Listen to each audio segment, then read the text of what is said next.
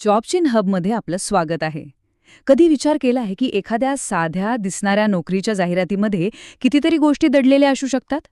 चला, आज एका मोठ्या भरतीच्या उदाहरणावरून हेच रहस्य उलगडूया आणि शिकूया की कोणत्याही जॉब पोस्टिंगचं विश्लेषण अगदी चिरफाड कशी करायची. 80 पेक्षा जास्त. हो, 80हून अधिक. आता विचार करा, असं काय असेल जिथे एकाच भरतीमध्ये 80 पेक्षा जास्त वेगवेगळ्या प्रकारच्या नोकरीच्या संधी उपलब्ध असतील? हा आकडा नेमका काय सांगतोय आणि कुठून आला आहे? चला बघूया.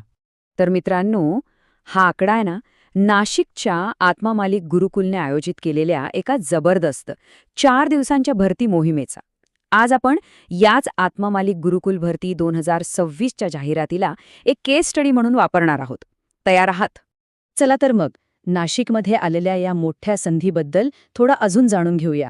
ही संधी किती मोठी आहे आणि नेमकी कुठे आहे ते पाहू. तर ह्या भरतीची मुख्य माहिती बघूया. कार्यक्रम आहे आत्मा मालिक गुरुकुल भरती 2026. ठिकाण आहे नाशिक जिल्ह्यातलं पुरणगाव. नोकरीचा प्रकार आहे खाजगी शाळेतील. आणि सगळ्यात भारी गोष्ट म्हणजे अर्ज वगैरे करायची भानगड नाहीये.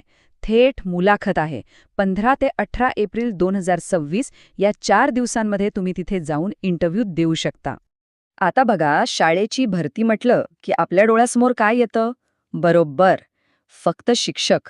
पण थांबा, इथेच तर खरं ट्विस्ट आहे. कारण या जाहिरातीमध्ये त्यापेक्षा खूप काही जास्त दडलेलं आहे. ठीक आहे, सुरुवात नेहमीच्या पदांपासून करूया, म्हणजे शैक्षणिक पदं. यात प्राथमिक आणि माध्यमिक शिक्षकांसाठी तब्बल 20 जागा आहेत. उच्च माध्यमिकसाठी 6, 2 जागा क्रीडा प्रशिक्षकांसाठी आणि प्रत्येकी 1 जागा ग्रंथपाल आणि NCC इन्स्ट्रक्टरसाठी आहे. हे झालं मुख्य शैक्षणिक स्टाफ. पण मित्रांनो, हे तर फक्त सुरुवात आहे. कारण एक मोठं शैक्षणिक संकुल केवळ शिक्षकांवर चालत नाही. त्याला चालवण्यासाठी एक मोठी सपोर्ट सिस्टम लागते, एक भली मोठी टीम लागते.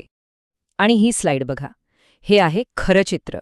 एक मोठं गुरुकुल चालवायला किती वेगवेगळ्या प्रकारची माणसे लागतात ते इथून कळतं. वसतिगृह पर्यवेक्षकापासून ते सुरक्षारक्षकापर्यंत, प्लंबर वायरमनपासून ते शिपायापर्यंत.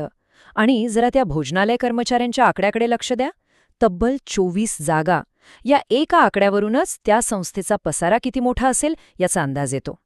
ठीक आहे, पदं तर भरपूर आहेत हे आपल्याला कळलं. पण कोणत्या पदासाठी कोण अर्ज करू शकतो? चला, आता सगळ्यात महत्त्वाच्या मुद्द्यावर येऊया, पात्रता. कारण इथेच आपल्याला आपली संधी कुठे दडलीये हे कळणार आहे. शिक्षक आणि इतर शैक्षणिक पदांसाठी साहजिकच BEd, MEd, BA, MA अशा पदव्या लागतीलच. क्रीडा प्रशिक्षकांसाठी BPEd, तर ग्रंथपालासाठी ग्रंथालय शास्त्रातील पदवी हवी. आणि एक महत्त्वाची गोष्ट, ज्यांच्याकडे टेट किंवा CTET प्रमाणपत्र आहे त्यांना प्राधान्य दिले जाईल, हे लक्षात ठेवा. आणि ह्या स्लाइडमध्येच या भरतीचं खरं सौंदर्य आहे. इथे संधी फक्त पदवीधरांसाठी नाहीयेत. प्लंबर आणि वायरमनसाठी ITI आणि अनुभव हवा आहे. सुरक्षारक्षक आणि शिपायांसाठी 10वी-12वी पास असणं पुरेसं आहे. इतकंच नाही तर भोजनालय कर्मचाऱ्यांसाठी तर किमान 5वी पासची अट आहे. आणि दुसऱ्या बाजूला STP ऑपरेटरसाठी थेट इलेक्ट्रिकल इंजिनियरची गरज आहे. म्हणजे अक्षरशः प्रत्येकासाठी इथे काही ना काही संधी नक्कीच आहे. चला, पदं पाहिली, पात्रता समजून घेतली. आता सर्वात महत्त्वाचा टप्पा येतो, अर्ज कसा करायचा किंवा खरं तर मुलाखतीला कसं जायचं. बघूया या 4 दिवसांचा प्लॅन नेमका काय आहे. ही आहे वॉक इन मुलाखत. म्हणजे प्रक्रिया एकदम सरळ आणि सोपी आहे. फक्त 4 पायऱ्या आहेत. पहिली, आपली पात्रता तपासा. दुसरी, सगळी कागदपत्र तयार ठेवा.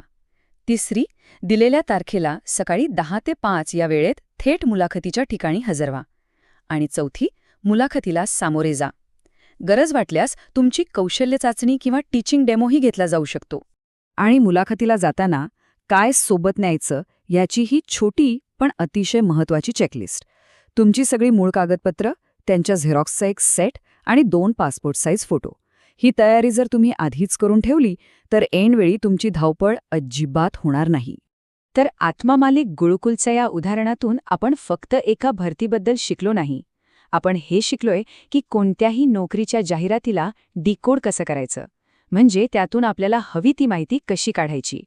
हे वाक्य या सगळ्या विश्लेषणाचं सार आहे.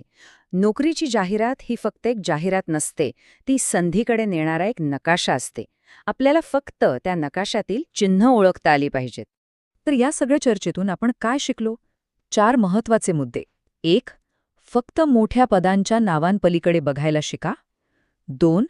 संस्थेची खरी गरज काय आहे हे समजून घेण्यासाठी पदांचं वर्गीकरण करा. 3. आपल्या पात्रतेनुसार योग्य पद शोधा. आणि 4. अर्ज करण्याच्या प्रक्रियेला सोप्या टप्प्यांमध्ये विभागून घ्या. सोपा आहे ना? आणि हा सगळा विचार आपल्याला एका महत्त्वाच्या प्रश्नाकडे घेऊन येतो. आपल्या आजूबाजूला, अगदी आपल्या परिसरात अशा कितीतरी संधी लपलेल्या असतील ज्यांच्याकडे आपलं कधी लक्षच गेलं नसेल. विचार करायला लावणारा प्रश्न आहे, नाही का? जॉबशॉन हबला सबस्क्राईब करायला विसरू नका. पुढच्या वेळी भेटूया.